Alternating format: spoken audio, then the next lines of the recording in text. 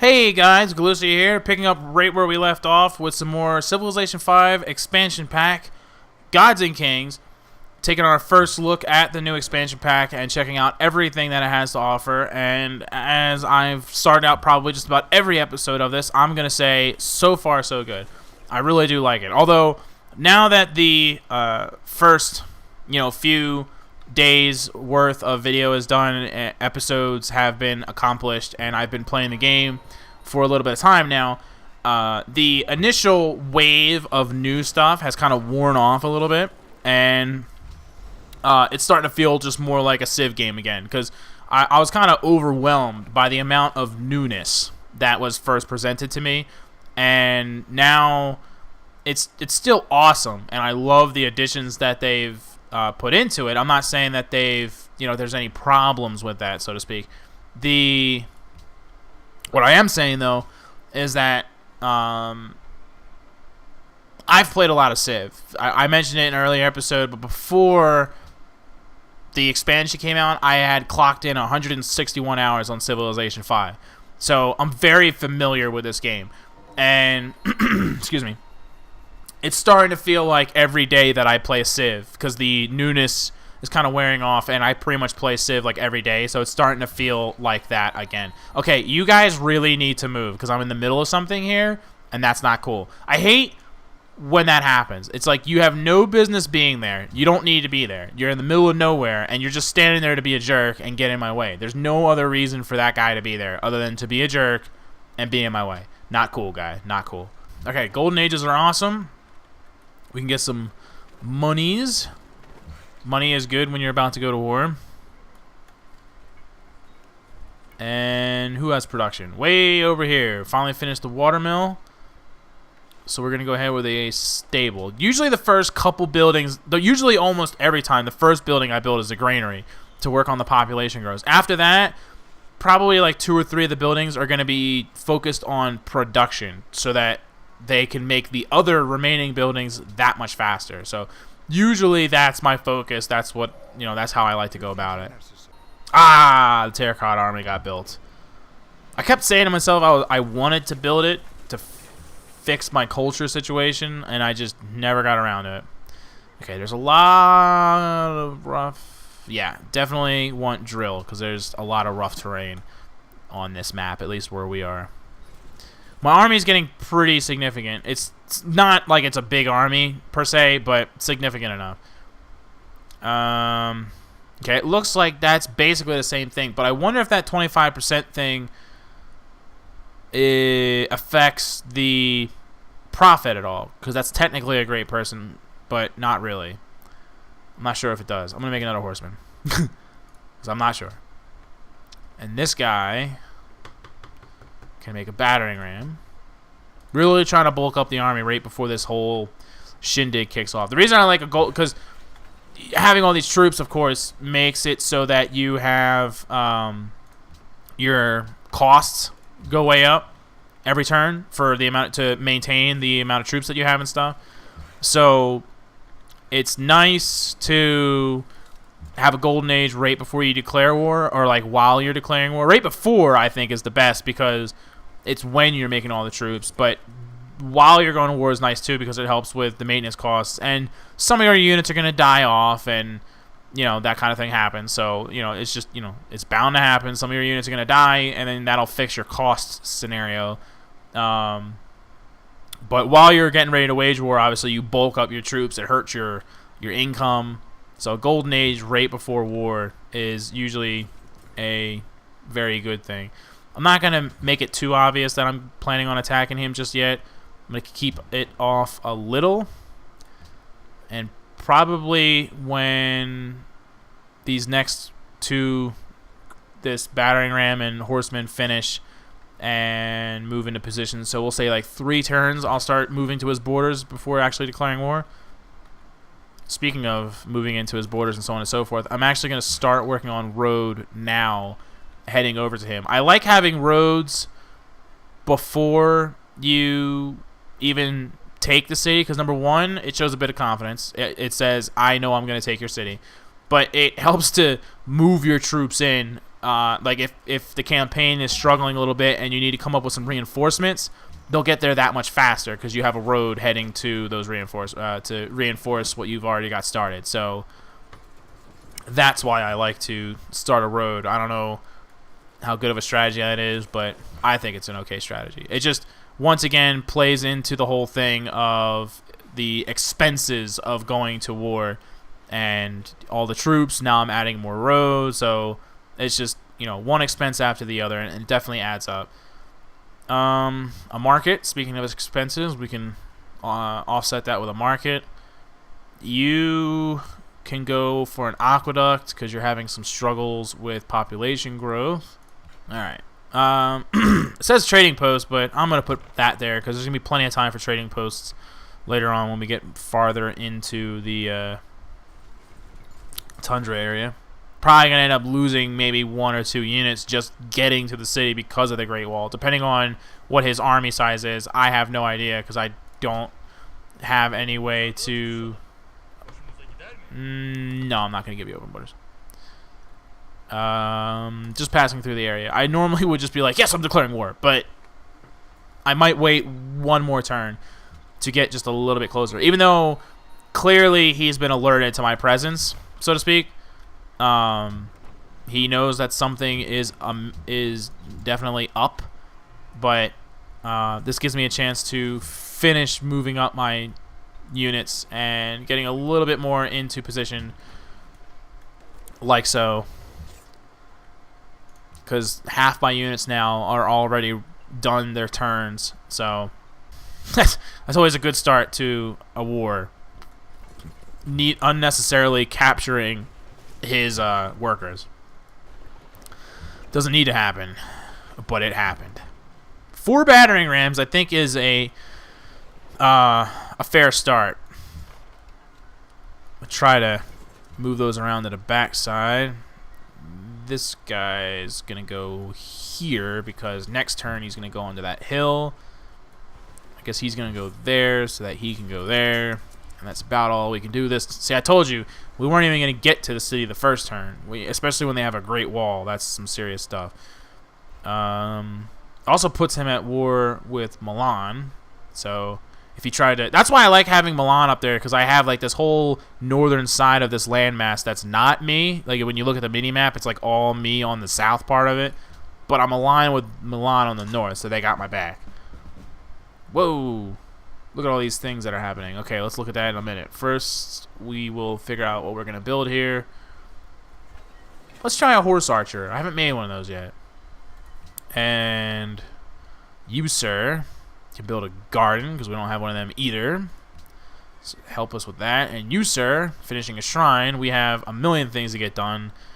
Let's go with a Colosseum for the happiness.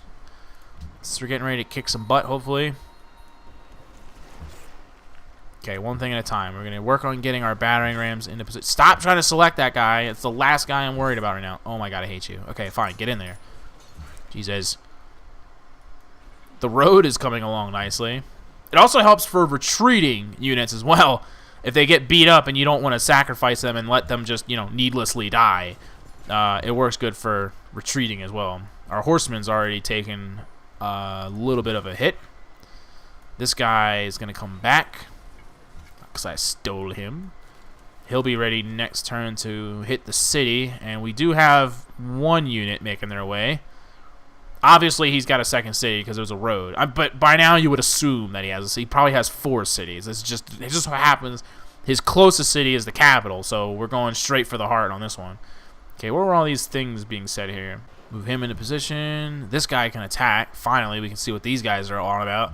35 is pretty damn good, actually, for a city with a defense of 28. That actually is pretty damn good. And they're not taking a beating in return. It's pretty nice, actually. I'm not going to lie. They're not doing too bad of a job. The horsemen, you can get out of there. You kind of took a beating. You, sir, get into position. I'll be surprised if my swordsmen actually get to see any action. They're taking so long.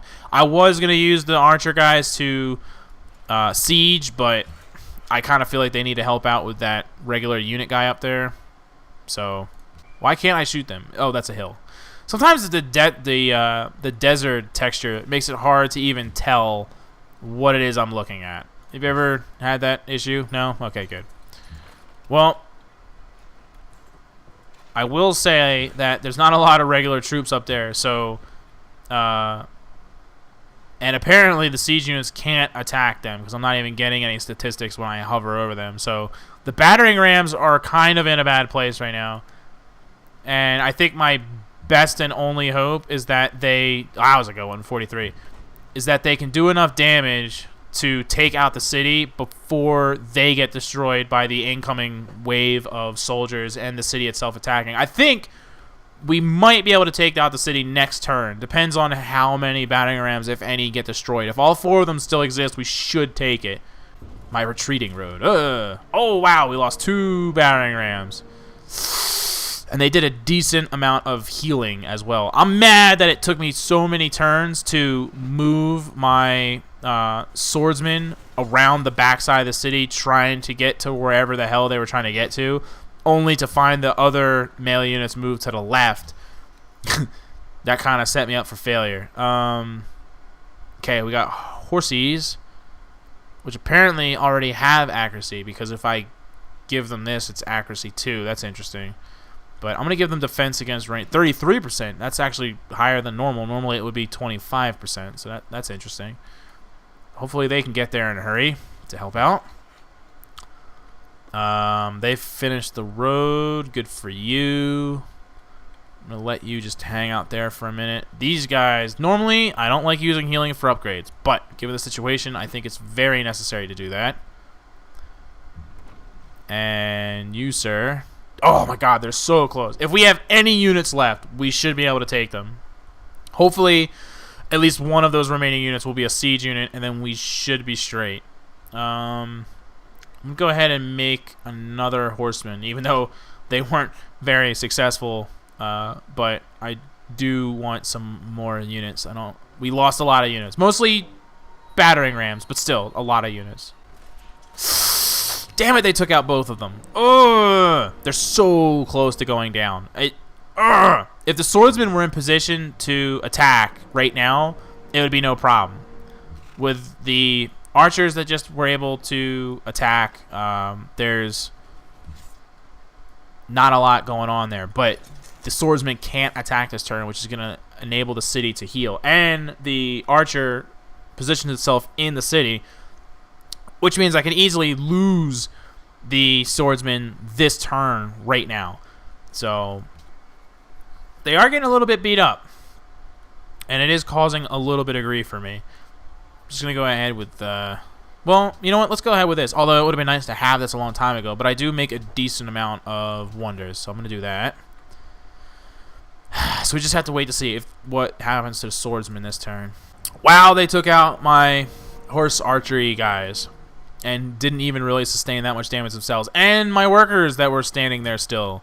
Wasn't even thinking about them. But hopefully my swordsman can finish the job off right now. The archers that were outside the city did some damage.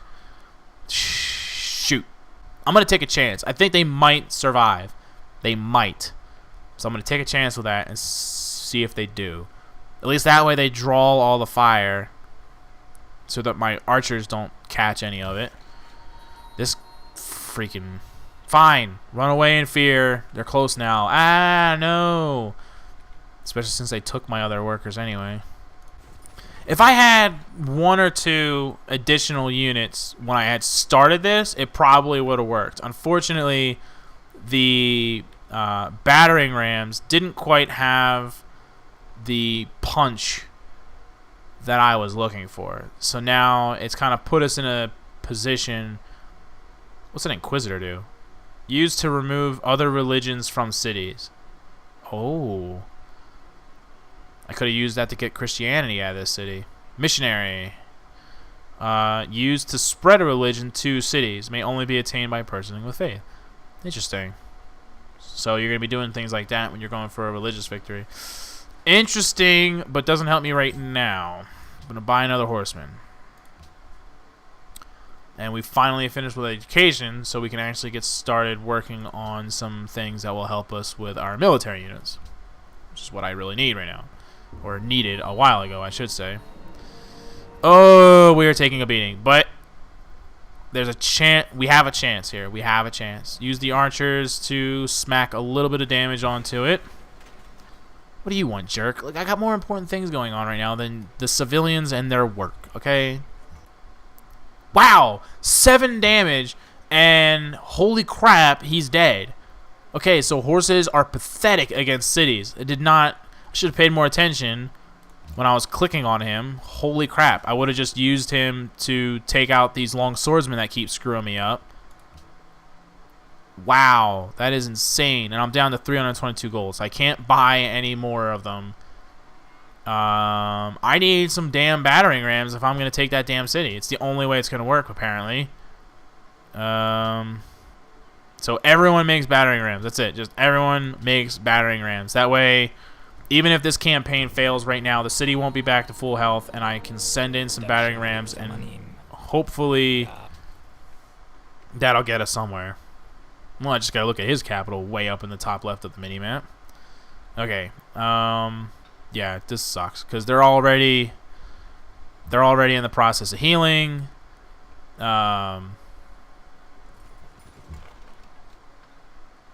are these long swordsmen so good against like all of my units? Yeah, attack anyway. Do it. Wow! Didn't look like it was gonna be that bad when I decided to do it anyway. It's like the horsemen are useless. Are long swordsmen really that good? Looks like the campaign for the city is probably going to fail, unfortunately. I'd hate to end the video on such a negative failure note because I am just not succeeding. And even though I'm working on 3 battering rams right now, I don't like that these missionaries are heading out. Get away from me, missionaries. Even though I'm working on 3 battering rams right now, I don't think they'll be done in time. The city will probably be back to almost full health. And if it does get back to that much health, I got a great general. That's nice. If it does get back to even close to full health, like 3/4 health or something like that, it's not worth sending in 3 battering rams because it's just not going to get the job done. Yeah, I want to attack anyway. They're so fucking close to dying. I just want to get rid of those damn long swordsman piece of craps. 8 followers now? All 8 of my guys are followers. Are you serious? I'm probably going to end up making an Inquisitor just to get them the hell out of there. It's insane. But yeah, so I think making the 3 siege units is a start, and then I might just make 3 more and just send in a wave of siege units with like 1 or 2 regular melee units to help battle the other 2, or to help battle the other regular non-siege units. So I think that's what we're looking at. So I'm going to have to end the episode here, guys, because it's been going on for a little while now. Unfortunately, I wasn't able to end the military campaign just yet, but I did make the Chichen Itza. That's not a bad place to end it, making the Chichen Itza, because it's a very useful building. So, on that bombshell, we are going to bring this to a draw. Gonna finish those jerks off. I don't care if it kills my damn horses. That guy's gone. That's all that matters. That guy sucks and he's dead. And I can hopefully fall him back and heal him. So we're working on some new technology. So, you know, I might be able to send in some more advanced military units with this mass amount of siege units that I've started making. So there's a lot of things going right for us, and I still think that their capital is going to fall. Just not right now. It's going to manage to get back to full health, unfortunately, but